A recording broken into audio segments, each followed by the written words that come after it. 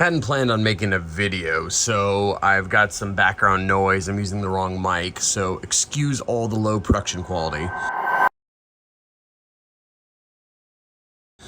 But I've got a Warrior Mini 3 and a Warrior Mini 2 here. The 2 is the blue one on the right, and the 3 is on the left. Couple things I just wanted to point out. So I was modding today, and I just thought to start recording just now because I thought you might enjoy this. I'm gonna put this, let's see if we can get a focus on it. I'm gonna put this emitter, got no focus, in my Warrior Mini 3. This is an SFT40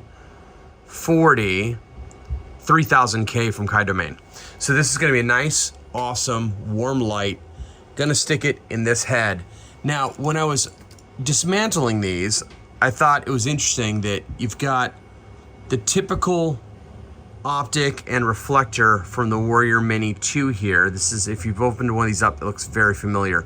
But I had not opened up the Warrior Mini 3 yet, and it looks different. So the optic is much shallower, which explains why the light has a smaller head.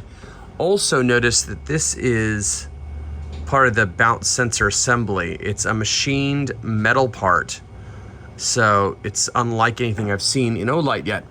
And I just thought it'd be interesting to say that what I decided I'm ultimately gonna do is I'm gonna replace this SFT40 here, the cool white, with that warm emitter in the back here. Then I'm gonna take the SFT40 and replace the SST40 from the Warrior 2, because it's just green and awful. So it's gonna go boop and then boop, and that's what we're doing. I will shoot one more little minute after I'm done and show you how they turned out. So I pulled the MC PCBs out of both, and you can see they're different. So that's why I'm gonna have to put the new emitter here on that one, and then take the SFT and move it to that one, because I can't just swap MC PCBs. Okay, swap is done. I have the disgusting SST40, the domed greenish emitter, out. I've got the new 3000K SFT40 in the blue one here, and I got the cool white SFT transplanted from the newer Warrior Mini 3 to the Warrior Mini 2. So let's take a look at what's going on. First off, we want to know, I haven't even, guys, I did turn it on for a moment like this to test it. Oh, it looks good. The color and the tint looks great, but let's get some verification here on the Sekonic. All right, so let me do this. I'm gonna do it under the desk real quickly here so that I get a better reading. And let's see what we get. That's what I thought. I could tell it was rosy immediately. Look at the CRI, even the R9 is over 90. This is a gorgeous emitter. This is from Kai Domain. I'll link in the description, but they're out right now. But when they're back in, I'd grab some. I only grabbed 7. I wish I grabbed like, 20 or 30. And then of course the SFT Cool White is a great emitter too. I want to point out that I did a video recently about the difference between the Warrior Mini 2 and Warrior Mini 3.